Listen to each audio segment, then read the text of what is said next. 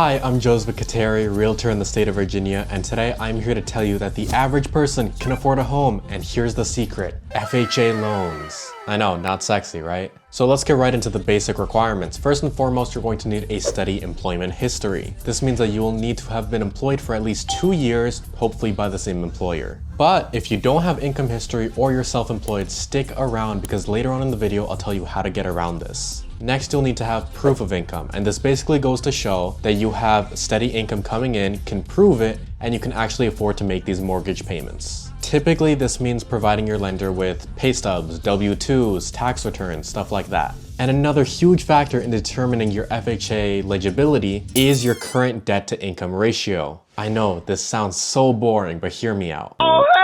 This is the ratio between your monthly debt payments and your monthly income. Get it? Debt to income ratio?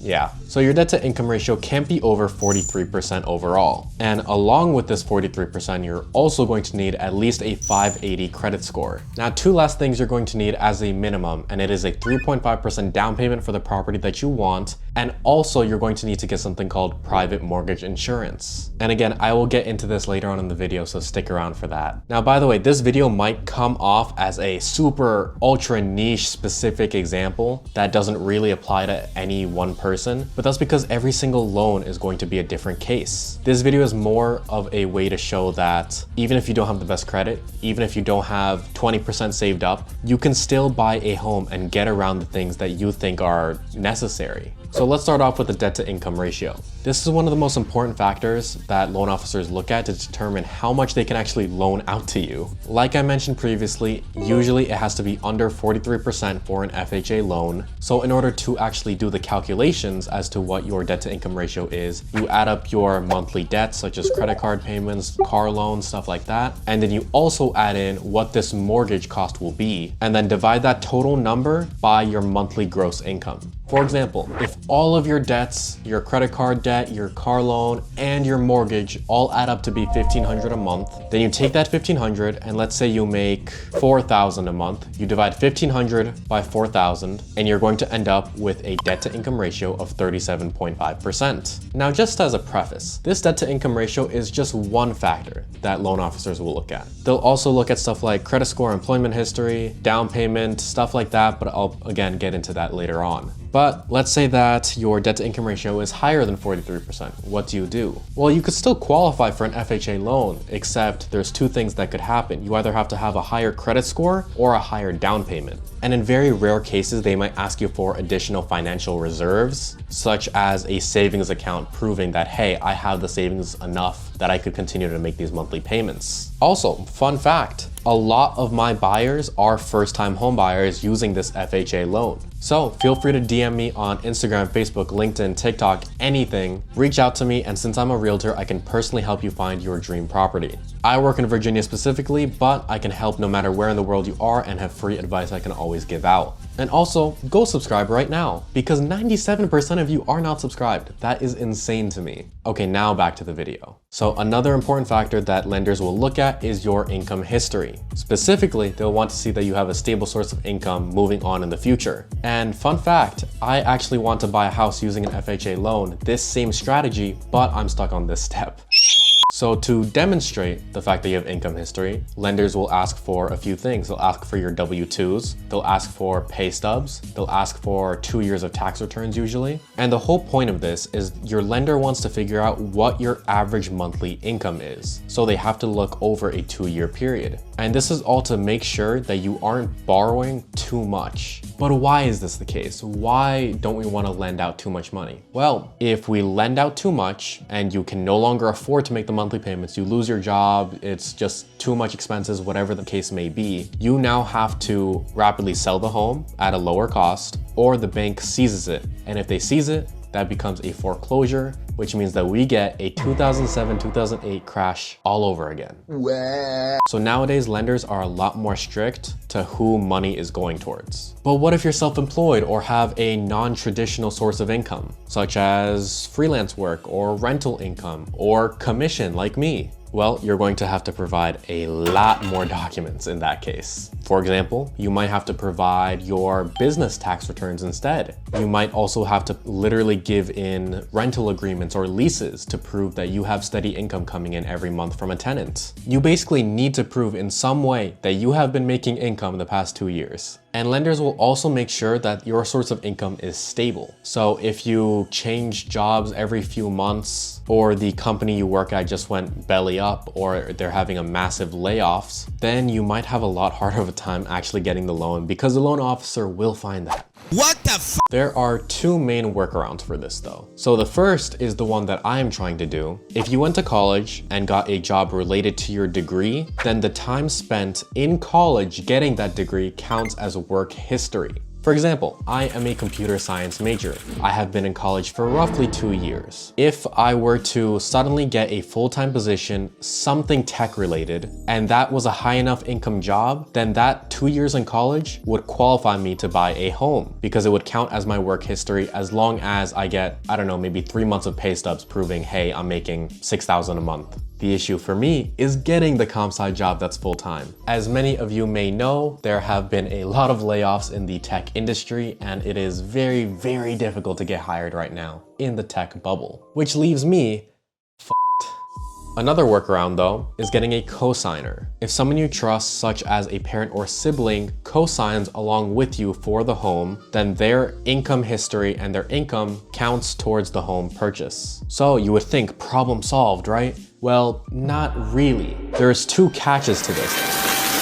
The first is if anything happens where you can't make the payments anymore, and let's say stuff goes to collections, you're about to get foreclosed on, they will look at the cosigner and tell them that they now have to pay for the mortgage because they are on the signed documents stating that if something bad happens, they will cover you. This can hurt their payment history, their credit, the ability to buy future homes, etc., etc. But the second thing is that their debt will also increase.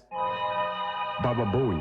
Because they are essentially signing a home with you now. So sometimes cosigners, even if they want to cosign, they can't because their debt's already through the roof and a lender won't allow them to sign on and further increase their debt. That's why debt to income ratios are so important because it even applies to cosigners. And also, let's just say that whoever the cosigner is has worse credit than you. The lenders will typically use whoever's credit is the lowest as a reference for all of their calculations, which could also be a bad thing. Usually, parents have higher credit just because their payment history is longer, but sometimes that just isn't the case. So if you have almost no debt, then you will need to make around $6,000 a month in your total household in order to qualify for a decent home in Virginia. Now again, this is total household income, meaning if you make $3,000 a month and so does your significant other, that counts. The average US citizen makes around $45K a year, so combine that with a significant other, that's 90. So let's just say you have a little bit of debt, then that roughly means the average person can afford to buy a house, at least based on their income. But what's going to be the monthly payment? Well, your monthly payment usually includes your principal balance as well as the interest on top of that, summed up into a monthly payment over the course of 30 years. And on top of the monthly payment, there's private mortgage insurance as well as property taxes. Now, the reason private mortgage insurance is a thing is it actually doesn't protect you in any way, which you would think that's the case with insurance, but that's not how it works. It actually protects the lender in case something goes wrong and you don't pay. Now, you can actually get rid of private mortgage insurance once your equity in the house passes 20%, but that's for a whole different video. Now, how much is private mortgage insurance? Well, there are actually price brackets that will go off of a percentage. So for example, if you're between this number and this number price range, then it is 0.6% of the home price, something like that. So it really all depends on how much you're borrowing. Now, this fully depends on the tax rate of the area your home is in, as well as what the county thinks the assessed value of that home is. For example, Texas, it has much higher taxes simply because of the area, so you will pay more than, I don't know, let's just say Virginia, because I'm here. Now, there are so many different calculators online to figure out your monthly mortgage payments, and we'll actually get to that in a second. But I want to make sure that you know that these are just estimates. It's not an exact dollar amount. If you want an exact dollar amount, contact me, I'll hook you up with a lender, we'll figure it out, but this purely is a estimation based on some basic values. Now, in the example we're about to use, you're going to see that the monthly payment will be around $2,700 a month, which would pretty much max out your debt to income ratio if you're making that 6K a month household income previously mentioned. That would almost put you exactly at 43% actually. So let's go through an example run using all average figures for Virginia. So the average home in my area is roughly $350K for a starter home, but you can occasionally find deals like this, $315K, 4-bed, 4-bath, 2,000 square feet. And this is in Fredericksburg, which is where I am mainly selling in. Overall, looks like a fairly good deal. And I actually know the agent who listed this, which is kind of funny. I used to work with her. But this does have 4 total bedrooms as well as a basement. Now, in our theoretical example, I'm just gonna say we have 3 bedrooms because this is actually a fairly rare find. And I think 3 bedrooms is more of an accurate assessment as the average is. So here is an FHA loan calculator that I simply Googled, and I'm sure I'll leave it in the description. We have $315K as the home price, 3.5% down payment, and a 7% interest rate. Now, interest rate is actually more like 6%, but for FHA loans, they're typically a little bit higher than average. So we'll go with 7. So the property taxes are 0.69% a year, and these are taken directly from Zillow. The home insurance is roughly going to be $1,300 a year. HOA is $720, and other maintenance random costs, I'm gonna say $2,000. In all honesty, the maintenance varies greatly, so I can't exactly say how much it would be, but let's just say $2,000 is a rough figure, which would bring your monthly payment of just the mortgage payment itself to $2,000, and then property tax, insurance, MIP, which is mortgage insurance, HOA, and other miscellaneous brings it up to $2,700 a month. Since it's a 3.5% down payment, that's 11 grand. And then I'm going to assume around 9,000 in closing costs. In all honesty, it could be a little bit lower at maybe 6,000. A lot of the times nowadays, seller will actually pay partial closing costs, but let's say it's the full 9,000 just because the house is pretty cheap. So with those averages, you're going to need 20,000 to actually purchase the house, get the keys in your hands, at least a 580 credit score, preferably more because the higher it is, the better rates you get, but 580 minimum. And total household income has to be around 6,000 with little to no debt to afford the $2,700 monthly payment. Now, of course, if you have a little bit of debt, then you're gonna have to make more money. It's based off of a ratio, so I'm sure you guys get it. But now you have a $2,700 a month payment, and that is a lot of money. I mean, you see people making fun of $3,000 a month rent, and you're in Virginia. You're not even in New York City in a skyscraper. You're just in Virginia. So what can you do about that? Because that is a lot of money, especially for a working class person. Well, you can house hack. It's a little inconvenient, but it gets the job done. So this example mentioned is actually 4-bed with a basement, but I'm going to assume it's 3-bed since that's typically what I see in the market. So the idea is basically you live in the master, you rent out the other 2 rooms, and you also rent out the basement. So you just get roommates basically. Now I'm assuming that this is the master bedroom. I'm guessing this, minions. This is just a random bedroom. That was another bedroom. Oh, you know what? This is the master. Sorry about that. So I guess this one, they just have a good camera angle on it and it looks a little bit bigger than average. Or maybe this is the basement. Who really knows? But either way, here in Fredericksburg, a singular bedroom in a house just on Facebook Marketplace will go around for $800 a month, and that is including the utilities. So you live in the master, you rent out 2 beds for $800 each, and then the basement would roughly rent for around $1,200 in this area. So 800 plus 800 plus 1,200, that is $2,800 a month. Now, of course, you still have to cover maintenance, utilities, as well as any vacancies that might happen. But best case scenario, you have your mortgage fully covered for and paid for. And when interest rates get better down the line, you can refinance and actually make some money on top of that. So by now, you should know how the average person could afford to buy a home. Anyways, this channel is all about making educational and entertaining finance content. So make sure to subscribe and hit the bell to receive updates on when I upload. And finally, don't forget to go down in the description and DM me on Instagram, Facebook, LinkedIn, TikTok if you want to buy, sell, or rent anywhere in the world. And that's it. Have a nice day.